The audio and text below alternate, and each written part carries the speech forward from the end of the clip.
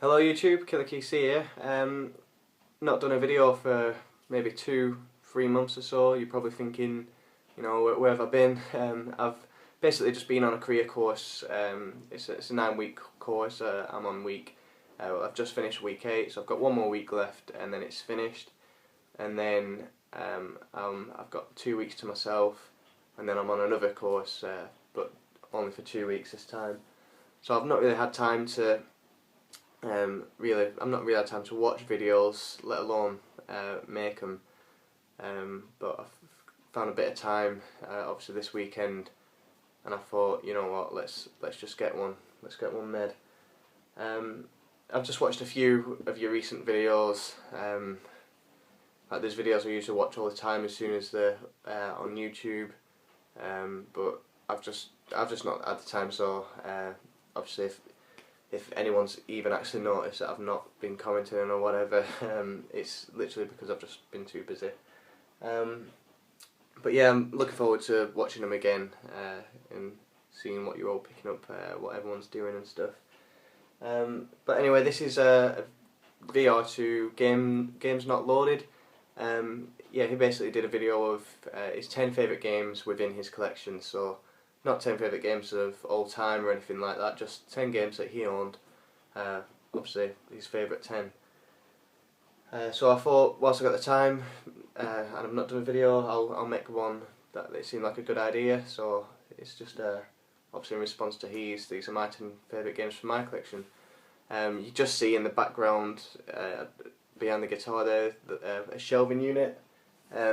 From my last video, I think it was 3 months of collecting. Another 2 months have passed by, and it's like the whole shelving unit's like changed completely now. But I picked up some really good stuff.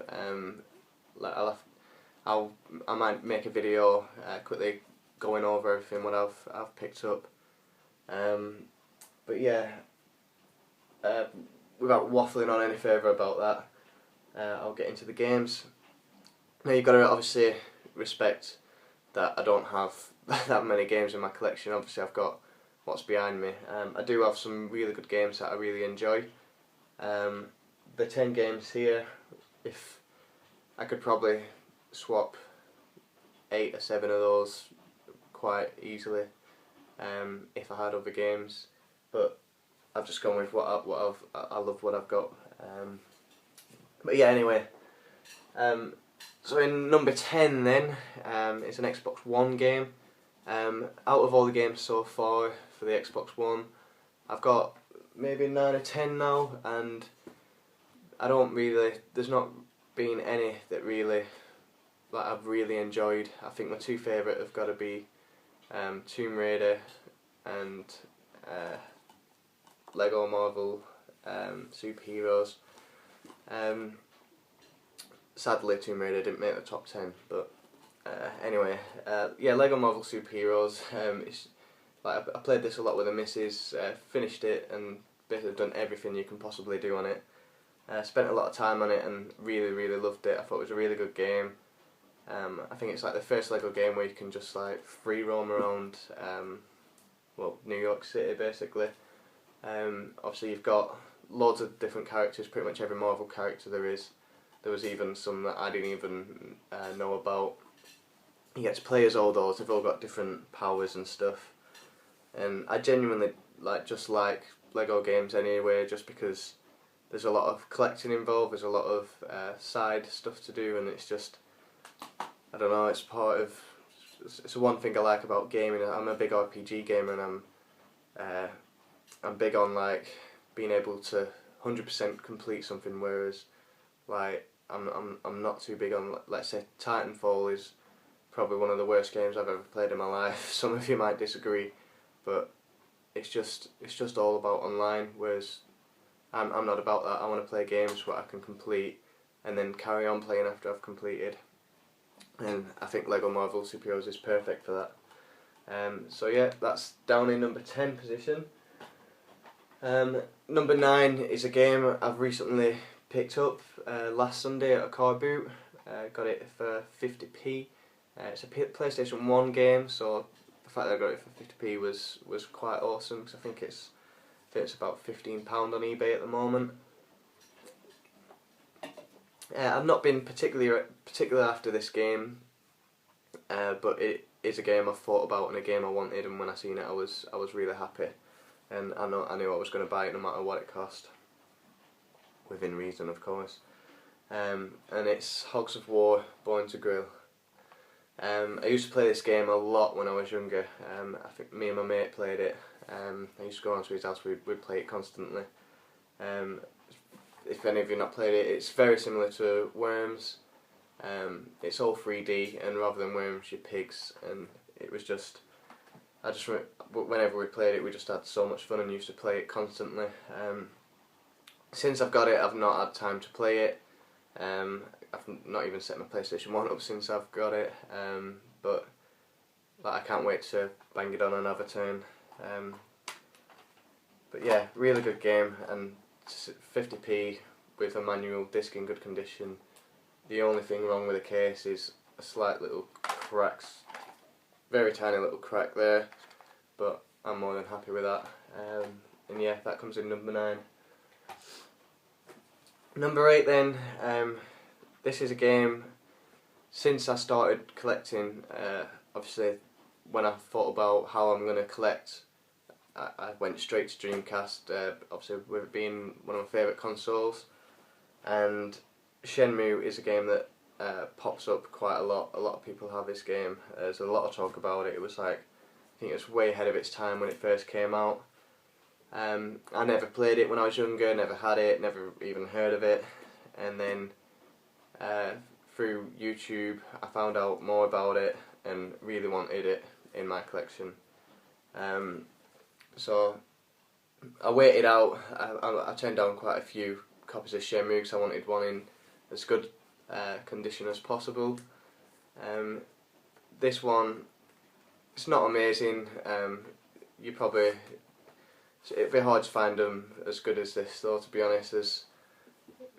See the edges are a bit scuffed, but there's been a lot worse sold.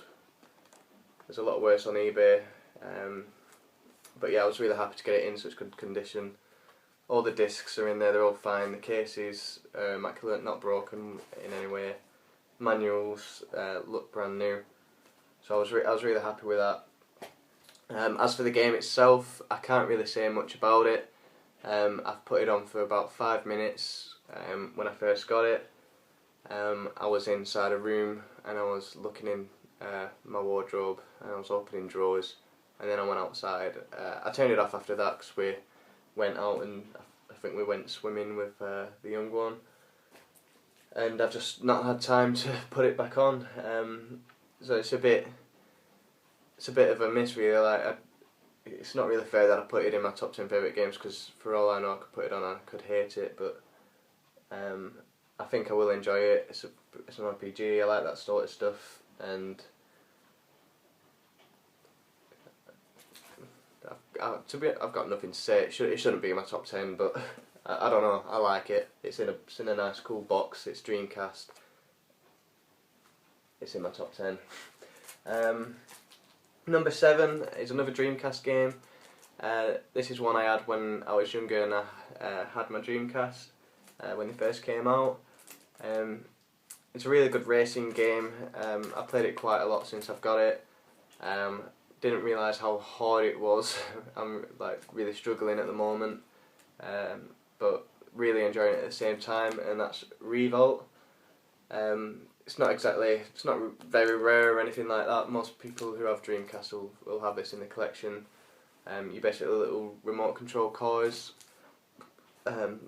similar to Mario Kart and all the other kart racing games, only your remote control cars. There's a lot of different cars to unlock. You've got tournament mode, which is like the main career path. There's also like a freestyle area where you've got to collect these little stars or something like that. To be honest, it doesn't handle really well. I think on one part there's a loop and it's hard to manoeuvre about, obviously because you've only got one joystick. But I loved it as a kid. I love it now, and that's why it's made my top 10. Number 6 then is another PlayStation 1 game. This is probably one of my most memorable PS1 games, and that's Tomb Raider. Again, I recently picked this up at a car boot, same time I got Hogs of War. It's obviously in the big case. I know you can get these in the smaller one as well. I can't really remember how much I got it for. I think it was £1. I didn't really pay much more than £1 for the PlayStation 1 games. And everyone, if you don't know what Tomb Raider is, then to be honest, you wouldn't be watching this channel if you didn't know what it was. But yes, obviously, Tomb Raider's a really good game. This was the very first one. They're still making them now. They did release a remake of this, Tomb Raider Anniversary, on the Xbox 360. But there's no like the original. I'm not going to play the Anniversary one because I'd rather play the original one that first came out for the PlayStation 1. But yeah, really good game. Next one then in number 5, sorry, halfway through, is Pokemon Soul Silver. This is a remake of obviously Pokemon Gold, Silver and Crystal. I prefer this one because there's a lot of extras in there. You've got the little Pokewalker. You can just see that there. That's basically, you attach it and it counts your steps, and you like create energy which you can use to battle Pokemon and stuff. You transport little Pokemon there, which is pretty cool, and they can level up whilst you're not playing the game. But I always found that the second generation of Pokemon games had the best story-driven. Was the best game, best story-driven game. The fact that you had the 3 legendary dogs, the legendary birds, there was just so much more to do on that one than the others. And I think the remake is perfect. There's obviously they've got the newer generation Pokemon you can collect and stuff, and it's just a really good game. It's in a nice cool box as well, which is again another reason why it's up here in my top 10. I love box stuff, so not just the game itself, but just the packaging. It sounds a bit stupid, but yeah, really good game. Next one then, in number 4, is a game for the Xbox 360. There's been quite a few games in the series. It probably won't ever stop now. It's become so big. I've actually got 3 different copies of this game now, and that's Halo Reach. This is the limited edition black box edition. I got one of these when they first came out, brand new, and lent it to a friend and didn't get it back. But yeah, this one I bought from eBay for about, well, not more than 15 quid. It didn't cost much. I think it was about 8 quid or something. And it is a Nordic, or it's not. Yeah, Norway. I think these were released in Norway. Obviously that's still sealed because I've not had any reason to open it. All the box itself and the like actual contents. There's like a little book inside there, a diary, and a few bits and pieces. But everything's English. The only thing that's different with this than the English version is just the rear case. It's obviously got different languages on there, but I'll probably see if I can pick up maybe just just this sleeve from eBay. I'm not sure. I'm not overly fussed. I wish it was English, but I'm not overly fussed. The game itself, I thought it was the best Halo game, just because it was more based on the Spartans. The Master Chief was he was not a big role, but he was there at the end. It was a story about before him, which was kind of cool. And I like the fact that you was an unnamed Spartan. It was you don't get to see your face again. You're not called like obviously Master Chief John. You're just a random person. You're just called Six, Noble Six, and it's obviously you can put yourself into that character. The story was really good, even though you already knew by the time this game came out, with the events of Reach, obviously the planet being glassed and all the Spartans becoming extinct basically. With what happens, you wouldn't expect what happens within the game. Well, I thought you wouldn't anyway. But yeah, the reason it's better than all the other Halos is just because of the story and the way the game's controlled. Like the online is a lot better, and I just obviously it was Bungie's last Halo game as well.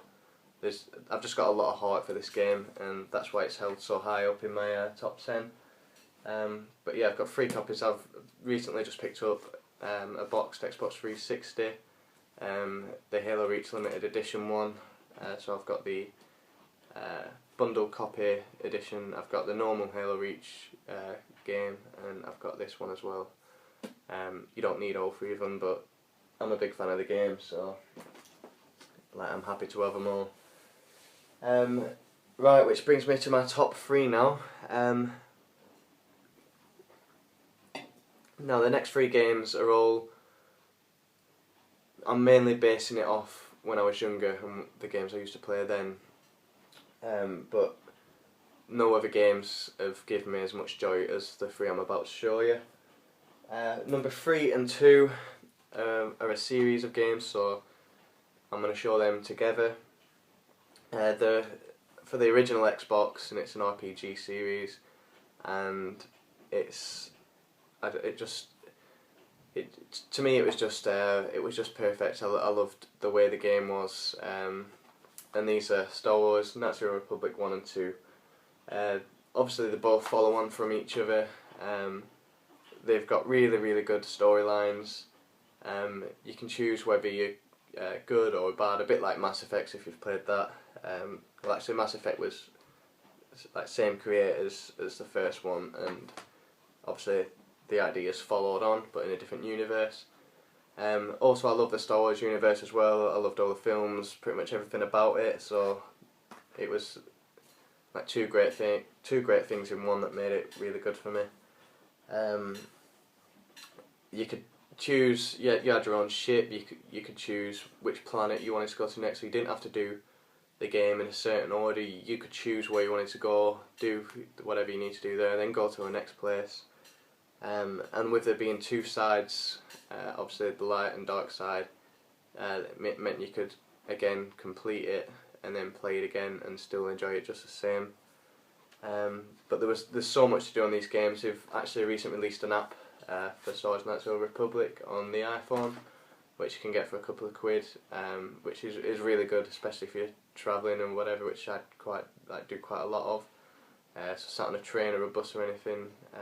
But yeah, obviously it's never going to be as good as on the console, but I've not got really as much joy out of any other game than these 2. I remember there were times where me and my brother used to play. I was always light side, he was dark side. We'd do half an hour each, and I remember at one point there was a bit where I don't really want to ruin a story or anything for anyone who wants to play it, but it's not. But there's a certain point where something gets revealed, and I was gobsmacked, and I ran down to my brother, and I was so excited to tell him. Quite sad for it really, but really love these games. And obviously they're 2nd and 3rd. In the first one then is a game you'll probably be shocked at. It's a Dreamcast game, and it's probably not considered the best of games. It's Sonic Adventure. I thought it was an amazing game. When I first got my Dreamcast, I played the Dream on demo, and constantly played the first level over and over again. begged and begged and begged for the game, which I got by my birthday. After that Christmas I got the Dreamcast, and just literally couldn't stop playing it. If I had to choose a game what I've completed the most times, it's probably this one. Again, really great story.